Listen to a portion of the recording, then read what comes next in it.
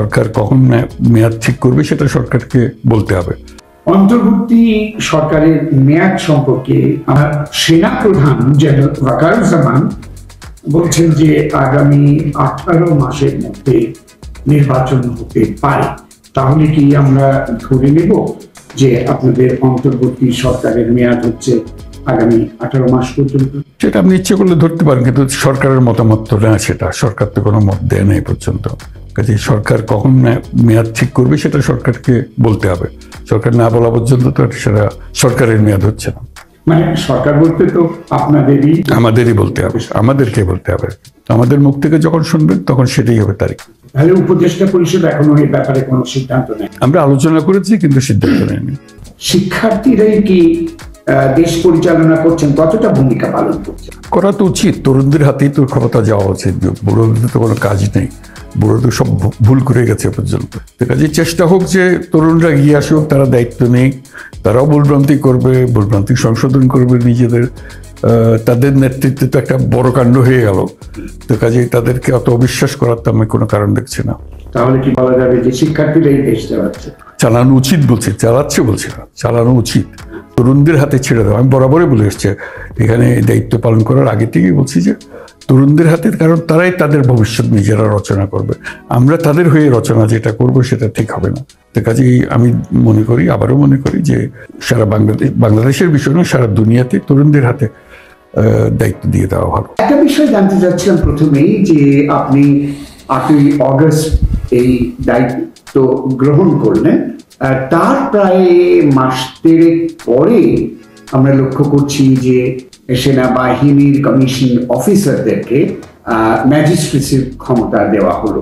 তো সেটার প্রয়োজনীয়তা কেন অনুভব? দেশে শান্তি শৃঙ্খলার রক্ষার জন্য আমরা চেষ্টা করছিলাম পুলিশকে দিয়ে করানোর জন্য, সেটাই নিয়ম। পুলিশের মধ্যে তাদের মনোবল হারিয়ে গেছে। কারণটা হলো মানুষের সামনে গেলে তারা কটু কথা তাদের শুনতে হয়। মাত্র কয়েকদিন আগে তারা ছাত্রদের মেরেছে, তারা একটু দূরে দূরে থাকছে মানুষের থেকে, সম্পর্ক মানুষের সঙ্গে বেশি মিশতে চাচ্ছে না। কাজে আমাদের যে শান্তি শৃঙ্খলার শক্তি ছিল সেই শক্তিটা ক্ষয়ে গেল তাদের মনোবল হারিয়ে ফেলার জন্য।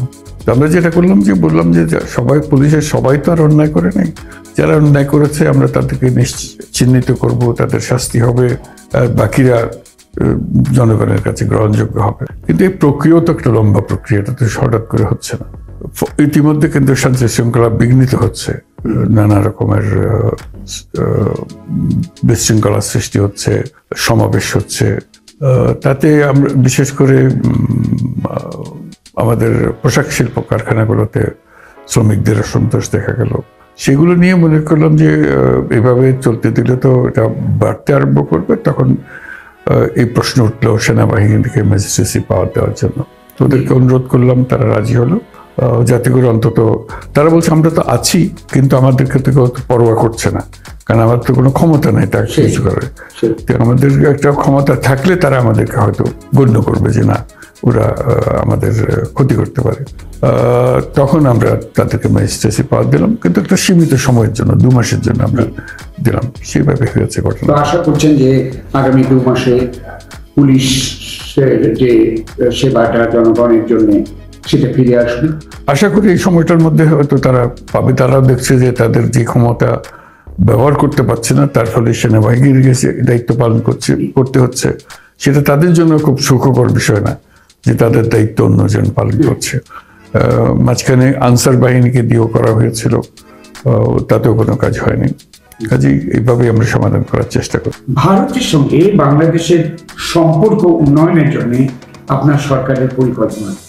আমরা তাদের কাছে পরিষ্কার করে বলে দিচ্ছি যে আমরা চাই, সুসম্পর্ক চাই, কারণ এটা ভারতেরও দরকার, আমাদেরও দরকার। আমরা দুই প্রতিবেশী, এই প্রতিবেশীর মধ্যে সম্পর্ক ভালো না হলে কোনো জাতির পক্ষে এটা মঙ্গলজনক হয় না। তাদের জন্য মঙ্গলজনক হবে না, আমাদের জন্য মঙ্গলজনক হয় না। আমাদের দুজনেরই, দুই দেশেরই স্বার্থ হলো যে অত্যন্ত ঘনিষ্ঠ সম্পর্ক, মধুর সম্পর্ক গড়ে তোলা। মাঝে মাঝে কতগুলো প্রশ্ন এসে যায় যেখানে সম্পর্কে একটু চিড় ধরে, যেমন সীমান্তে গুলি করলো, বাচ্চা মেয়ে মারা গেল, বাচ্চা ছেলে মারা গেল, এগুলো মনে কষ্ট দেয়। তো এটাতে আমরা মনে করি না যে এটা সরকার ইচ্ছা করে, ভারতীয় ইচ্ছা করে করেছে। যে সমস্ত কারণে এই ধরনের ঘটনা ঘটে সেই কারণগুলো যাতে আমরা উৎখাত করতে পারি, যাতে এই ধরনের বিষয় না থাকে, নিরাপদে মানুষ নিজের জীবন নিয়ে চলাফেরা করতে পারে, সেটা নিশ্চিত করা। কাজে এই ধরনের খুঁটিনাটি জিনিস যখন হয় তখন আমরা সেটা দৃষ্টি আকর্ষণ করি যে এটা ভবিষ্যতে যাতে না হয় সেটা চেষ্টা করা। বর্তমানে ভারতে অবস্থানরত বাংলাদেশের সাবেক প্রধানমন্ত্রী শেখ হাসিনাকে বাংলাদেশের প্রত্যার্পণের ব্যাপারে আপনারা কি ধরনের পদক্ষেপ? এটা একটা আইনগত বিষয়। নিশ্চয়ই আমরা তাকে ফেরত চাইবো, যেখানেই থাকুক তিনি ফেরত চাইবে। যখন আইনগতভাবে আমরা যে সিদ্ধান্ত আছে সেই সিদ্ধান্ত আমরা বাস্তবায়ন করতে পারি। পাকিস্তানের সঙ্গে সাম্প্রতিক সময়ে লক্ষ্য করছি যে দৃশ্যমান সম্পর্কে উন্নতি হয়েছে। আপনি এরই মধ্যে পাকিস্তানের প্রধানমন্ত্রী শেহবাজ শরীফের সঙ্গে বৈঠক করেছেন, কিন্তু একটা প্রশ্ন হচ্ছে যে 1971 সালে গণহত্যার জন্য আনুষ্ঠানিকভাবে পাকিস্তান এখনো ক্ষমা চায়নি। তো আপনারা কি কূটনৈতিক ভাবে এই ব্যাপারে পাকিস্তানের কাছে কিছু জানাতে চান? আমি নেপালের প্রধানমন্ত্রীর সঙ্গে দেখা করেছি, ভুটানের প্রধানমন্ত্রীর সঙ্গে দেখা করেছি, মালদ্বীপের প্রধানমন্ত্রীর সঙ্গে দেখা করেছি, শ্রীলঙ্কার প্রধানমন্ত্রী আসেন নাই বলে দেখা করতে পারি নাই। কাজে এটা হলো সার্ক দেশভুক্ত যত দেশ আছে, আমরা চাইছি সম্পর্ক ঘনিষ্ঠ হোক। সেই বিষয়ে আমরা সবার সঙ্গে কথা বলি, আলোচনা করি। তার মানে এই নয় যে সবকিছু পাল্টে গেছে, তার কিন্তু সার্ক একটা কাঠামো আছে, সেই কাঠামোর মধ্যে আমরা ভারতের প্রধানমন্ত্রীর সঙ্গে ফোনে কথা বলেছি, যেহেতু ওনাকে এখানে এসে পাইনি, উনি আগে চলে গেছেন, তার সঙ্গে দেখা হয়নি। কিন্তু 71 গণহত্যার কথা যেটা বললাম সেটা পৃথক বিষয়, সেটা পাকিস্তানের সঙ্গে কিভাবে হবে সেটা। সার্ক কিন্তু একটা প্রতিষ্ঠিত সত্য, সেই সত্যকে আমরা মেনে, এবং আমরা চাই যে সার্ক শক্তিশালী প্রতিষ্ঠান হোক এবং এই সার্কভুক্ত সকল দেশ একসঙ্গে কাজ করুক। ভারতও থেকে মধ্যে, পাকিস্তানের মধ্যে থাকুক, শ্রীলঙ্কাও থাকুক, আমরা যত দেশ আছি সব সমানভাবে থাকি। আমরা চেষ্টা করছিলাম যে এরকম একটা সুযোগ যদি আসে, সার্কের সমস্ত প্রধান যারা আছে, সরকারের প্রধান, তারা একসঙ্গে এসে একটা ছবি তুললাম আমরা। এটা একটা সুন্দর বার্তা সবার কাছে যেত, কিন্তু এটা সম্ভব হয়নি এখনো। ভবিষ্যতে যাতে সম্ভব হয় সেই চেষ্টা আমি করে যাব। 32 নম্বর রোডে বঙ্গবন্ধু জাদুঘর হিসেবে যেটা পরিচিত ছিল, সেই জাদুঘরটিকে বিনষ্ট করা হলো 5ই অগস্টের পরে, এবং 15ই অগস্টের যে সরকারি শোক দিবসের ছুটি ছিল সেটাও আপনার সরকার বাতিল করলো, এবং বঙ্গবন্ধুর বহু ভাস্কর্য ভেঙে ফেলা হয়েছে। এ নিয়ে বেশ খানিকটা সমালোচনাও আছে। আবার অনেকেই বলছেন তাদের ভাষায় যে বঙ্গবন্ধু শেখ মুজিবুর রহমানকে তারা ফ্যাসিবাদের আইকন হিসেবেও দেখছেন, এবং তারা বলছেন সেই কারণে এটা ঘটেছে। তো দীর্ঘদিন ধরে বাংলাদেশের জাতির জনক হিসেবে বঙ্গবন্ধু শেখ মুজিবুর রহমান স্বীকৃত, এ ব্যাপারে আপনার সরকারের দৃষ্টিভঙ্গি? আপনি পুরনো দিনের কথাবার্তা বলছেন, এর মধ্যে একটা গণ অভ্যুত্থান হয়ে গেছে, আপনার মধ্যে স্মরণে নেই। এর মধ্যে আপনি এমনভাবে কথা বলছেন যেন এইসব ঘটনা ঘটেই নেই। কাজে নতুন ভঙ্গিতে যা হচ্ছে সেটাকে দেখতে হবে। তো কত ছেলে প্রাণ দিল সেটা নিয়ে আপনার কোনো প্রশ্ন নাই, কেন প্রাণ দিল। হ্যাঁ, কাজে ওগুলো আসুক। তারপরে এই যে প্রথম স্বীকার করতে হবে যে তারা বলেছে, ছাত্ররা বলেছে যে আমরা রিসেট বাটন পুশ করেছি, এভরিথিং ইজ গন, অতীত নিশ্চিতভাবে চলে গেছে। এখন নতুন ভঙ্গিতে আমরা গড়ে তুলব, দেশের মানুষও তা চাই। তো সে নতুন ভঙ্গিতে তোলার জন্য যেটা আছে সেটা হলো যে আমাদেরকে সংস্কার করতে হবে। শিক্ষার্থীদের আন্দোলনের সময় যারা হতাহত হয়েছিলেন তাদের প্রতি শ্রদ্ধা নিবেদন করে বলছি যে তাদের ঘাতকদের বিচারের আওতায় নিয়ে আসার কথা আপনি বলছেন, এবং সেটা অত্যন্ত প্রশংসনীয় ব্যাপার। কিন্তু পাশাপাশি 5ই অগস্টের পরেও অনেকে নিহত হয়েছেন, বিশেষ করে একটু আগেই আমরা বলছিলাম পুলিশ সদস্যদের কথা। তো এই যে পুলিশদেরকে হত্যা করা হলো কিংবা কিছু লোক নিহত হলেন, সেই সব ঘটনার তদন্ত ও বিচার সম্পর্কে আপনার সরকার কি? যে যেখানে অপরাধ করেছে তার বিচার হবে, তা না হলে তো বিচার সম্পূর্ণ হলো না। আপনি এক ধরনের বিচার করবেন, আরেক ধরনের বিচার করবেন, সেটার বিরুদ্ধেই তো গণ অভ্যুত্থান হলো, যে আপনি বিচার ঠিক মতো করছেন না, একপাক্ষিক জিনিস করছেন। তো সেটাই যদি আমরা ফিরে যাই, তাহলে তার এই গণ অভ্যুত্থানের কোনো মানে হলো না। কাজে অপরাধ করলে অপরাধী শাস্তি পাবে, এটাই হলো নীতি। এবং যে কোনো সময় অপরাধ করলে সে শাস্তি পাবে, আজকে হোক, 2 দিন পরে হোক, 2 বছর পরে হোক, শাস্তি পাবে।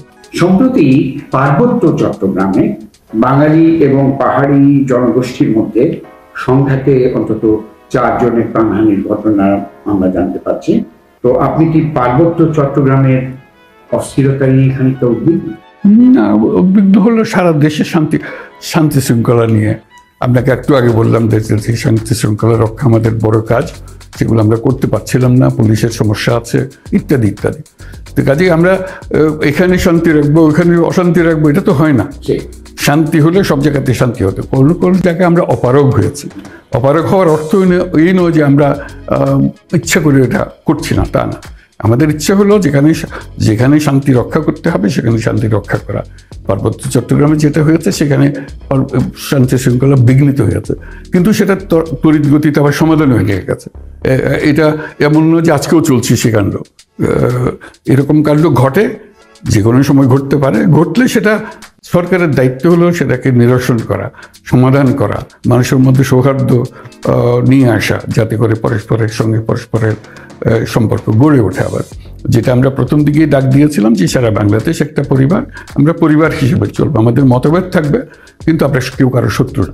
পার্বত্য চট্টগ্রামে কিন্তু এমনি বহু বছর ধরে, এখনকার কথা নয়, বহু বছর ধরে কম বেশি একটা অশান্ত অবস্থা বিরাজ করছে। তো এই সমস্যা সমাধানের জন্য আপনার সরকারের সুনির্দিষ্ট পরিকল্পনা আছে? এই তো আসলাম মাত্র। এত বছরের একটা সমস্যা আপনি 2 দিনে আমাদের দিয়ে সমাধান করে দেবেন, আমরা একটা সমাধান নিয়ে আসবো, এটা আশা করা তো ঠিক হবে না। এটা শান্তি চুক্তি হয়েছে, সেই শান্তি চুক্তি বহু বছরের চেষ্টায় হয়েছে, সেই শান্তি চুক্তিও বহাল করা যাচ্ছে না, মান্য করছে না। এখন কি আবার নতুন করে শান্তি চুক্তি করতে হবে? সেটা আমাদের সরকার পেরে উঠবে না, এটা পরবর্তীতে নির্বাচিত সরকার যারা আসবে তারা এগুলো করবেন। বাংলাদেশে যে 10 লক্ষেরও বেশি রোহিঙ্গা অবস্থান করছেন, তাদের কি আপনারা শরণার্থীর মর্যাদা দেবেন? এটা তো আন্তর্জাতিক প্রতিষ্ঠানরাই দিয়েছে। UNHCR তো সেখানে কাজ করছে বহুদিন ধরে, কাজে শরণার্থী হিসেবেই তো তারা আছে, তারা আমাদের দেশের নাগরিক তো না। কাজে স্বীকৃতভাবে, আন্তর্জাতিকভাবে স্বীকৃতভাবে আছে। শরণার্থী ঠিক তাদেরকে না হলে তো UNHCR যেতে পারতো না যদি শরণার্থী না হয়। সাম্প্রতিক সময়ে আবার কিছু রোহিঙ্গা বাংলাদেশে আশ্রয় প্রার্থী হিসেবে প্রবেশ করেছে এবং অনুমান করা হচ্ছে আরো রোহিঙ্গা বাংলাদেশে প্রবেশ করতে পারে। তো নতুন করে যদি আরো রোহিঙ্গা বাংলাদেশে প্রবেশ করে তাহলে তাদের ব্যাপারে কি সিদ্ধান্ত নেবেন? এটা আন্তর্জাতিক আইন আছে, সেটা তারা যদি আসতে চায় আমাদের আসতে দেব, আমরা তাদের গ্রহণ করব। তারপরে যা যা করতে হয় আন্তর্জাতিক কমিউনিটি আছে, এটা আমাদের একার সমস্যা না, এটা সারা পৃথিবীর একটা দায়িত্ব। যখন মানুষ শরণার্থী হয়ে এক দেশ থেকে এক দেশে আশ্রয় চায়, যখন তার জীবন সংখ্যা দেখা দেয়, আমরা যেহেতু তারা আসছি আমরা দরজা বন্ধ করে দিলাম, আসতে দেবো না, এটা হতে পারে না, এটা আইন বিরুদ্ধে কাজে আমরা তাদেরকে নিয়ে আসছি, তারা থাকছে এবং কি করবে সেটা নিয়ে যে জাতিসংঘে আসলাম, বহু রোহিঙ্গাদের নিয়ে আমাদের বহু বৈঠক হয়েছে যে কি করা যায় সেগুলো নিয়ে। কাজে আপনিও জানেন সেগুলো বহু বছর ধরে এটা চলছে, 7 বছর ধরে তারা এখানে আছে, তাদের ভবিষ্যৎকে নিয়ে প্রশ্ন তুলেছে। শুধু তাদের ভবিষ্যৎ না, তাদের যে ছেলে মেয়ে, বছরে 32,000 বাচ্চা গড়ে জন্মগ্রহণ করে তাদের মধ্যে। কাজে যারা আসছিল 12 লাখ, তার সঙ্গে 32,000 করে আরো ক্রমাগত বা আরো বেশি করে আসবে। তারা যখন এসছিলেন তখনও তাদের বাচ্চা কোলে নিয়ে আসছিলেন, তাদের শিশু ছিল, অল্প বয়স্ক বালক বালিকা ছিল। 7 বছর চলে গেছে, তারা বালক বালিকা নেই, এখন বয়স্ক হয়ে গেছে, বয়স বেড়েছে। এদের কি করবেন? তারা তো একটা এমন পরিবেশের মধ্যে আছে, তারা নিজেদের ভবিষ্যৎ দেখতে পাচ্ছে না, অথচ সারা দুনিয়ার সঙ্গে তারা যুক্ত। যেহেতু টেকনোলজি তাকে দিচ্ছে, সে দুনিয়াতে কি ঘটছে সব দেখছে, কিন্তু সে দেখেছে একটা কারাগারের মধ্যে সে এখানে বসবাস করে। তার মনে প্রশ্ন জাগবে, তার মনে বিদ্রোহ জাগবে, এটা তো ভালো জিনিস না। তার মনে এই যে বিক্ষোভ জাগবে, এই বিক্ষোভ কিভাবে ছড়িয়ে পড়বে, কার মাথায় গিয়ে পড়বে, এরকম তো বোঝার উপায় নেই। কাজে আমাদের সারা পৃথিবীর দৃষ্টি দিতে হবে, তারা যেন সন্তোষজনকভাবে বাল্যকাল কাটাতে পারে, একটা আশা নিয়ে আসতে পারে, সেটা যেন আমরা করতে, সেই বিষয়গুলি আমরা আলাপ করেছি, আমরা একটা সমাধান করছি সেটা।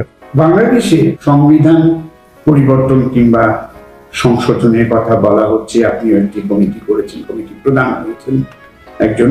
তো এটা কি আপনার অন্তর্বর্তী সরকারের সময় হবে, এবং কি ধরনের পরিবর্তন কিংবা সংশোধন আপনারা আশা করছেন? ওই যে বললাম, আমাদের নতুন করে সব গড়তে হবে, সবকিছু ধ্বংস করে দিয়ে গেছে আগের সরকার, কাজে সেই ধ্বংসস্তূপ থেকে এখন আমাদের নতুন পুনর্জাগরণ করতে হবে। তো সেটার জন্য প্রত্যেক ক্ষেত্রেই আমরা কমিশন গঠন করে যাচ্ছি। এটা 6টা কমিশন করেছি, আরো নতুন কমিশন আসছে। তার মধ্যে একটা কমিশন হল সংবিধান সংশোধনের বিষয়ে সারা দেশে একমত। কি বিষয় হবে, কিভাবে হবে, সেটা নিয়ে বিতর্ক হবে। সেই জন্য কমিশন একটা রূপরেখা দেবে, সেই রূপরেখা নিয়ে সারা দেশে একটা বিতর্কের সুযোগ করা হবে, যাতে রাজনৈতিক দলরা তারা অংশগ্রহণ করেন এবং বিচার করে ঠিক করেন তারা কি এই সংসদ এখনই করে ফেলবেন নাকি ভবিষ্যতে করবেন, করলে কি করবেন, সেটা একটা রূপরেখা দাঁড় করার জন্য এই কমিশনগুলো গঠন করা হয়েছে। এটা খুব ন্যায্য জিনিস, উপকারী জিনিস। তা না হলে যেই সংবিধান আমাদের আছে এটা নিয়ে দেশ চলবে না, এটা নিয়ে দেশ চললে আবার এই ঘটনার সৃষ্টি হবে। কেউ কেউ সংবিধান পরিবর্তনের কথা বলছেন, কেউ কেউ সংবিধান সংশোধনের কথা বলছেন। তো পরিবর্তনই হোক কিংবা সংশোধনী হোক, এটা কিভাবে কার্যকর হবে? এটি কি রাষ্ট্রপতির কোনো অধ্যাদেশের মাধ্যমে? এটা আইনগত ব্যাপার, কিভাবে হবে। আমরা এখন যেটা করছি, কি দরকার সেটা ঠিক করছি। কিভাবে সেটা সংশোধন করা হবে, কি আইনগত কি পর্যায়ে হবে, সেগুলো যখন আলোচনায় বসবে, আলোচনার মধ্যে তারা ঠিক করবে। আমরা যেটা করছি, কি দরকার, সেখানে একটা ঐক্যমত সৃষ্টি করা। সবাই একমত হলো যেটা দরকার, এখন কিভাবে করব সেটা নিয়ে আবার একটা আলোচনা হবে। আইনসঙ্গতভাবে কিভাবে হবে, সেগুলো এখন আমি স্পেকুলেট করতে পারছি না। আপনি একটু আগে একটা কথা বললেন, খুব প্রয়োজনীয় কথা, যে না 1971 নিয়ে তো আমাদের মনে রাখতেই হবে, এটা আমাদের বাংলাদেশের স্বাধীনতা যুদ্ধের ব্যাপার ছিল। আপনি নিজেও বাইরে থেকেও এটার সঙ্গে সংযুক্ত ছিলেন। এখন কেউ কেউ বলছেন যে রাজনীতির মূল ধারায় যারা সেই সময় স্বাধীনতার বিরোধিতা করেছিলেন, তারা কিংবা তাদের দল কিংবা তাদের উত্তরসূরিরা চলে আসছে। আমাদের সংবিধান বলে প্রত্যেকের মত প্রকাশের স্বাধীনতা আছে, প্রত্যেকের রাজনীতি করার অধিকার আছে। সেই অধিকারকে আমরা নিশ্চিত করতে পারি, সংবিধানের বিধান, সেটা থেকে আমি বেরিয়ে আসতে পারি না। এখন আপনি পছন্দ করেন অপছন্দ করেন, সে অপরাধ করলে শাস্তি পাবে, সেটার বিচার ব্যবস্থা আছে, বিচার ব্যবস্থা সেটা করবে। আমি রাগ করে তাকে আমার দুশ্মন ভাবে আমি তাকে বেড়ে ফেললাম, কি তার অধিকার কেড়ে নিলাম, সেটা রাষ্ট্র করতে দিতে পারে না। তাহলে সেই রাষ্ট্র অচল রাষ্ট্র। রাষ্ট্রকে তার নীতিমালা অনুসারে চলতে হবে। আপনার সামনে মূল লক্ষ্যটা কি? মূল লক্ষ্য হলো সংস্কার করা, নির্বাচন দেওয়া, নির্বাচিত প্রতিনিধিদের হাতে ক্ষমতা হস্তান্তর করা। এই জন্য আমাদের মূল লক্ষ্য।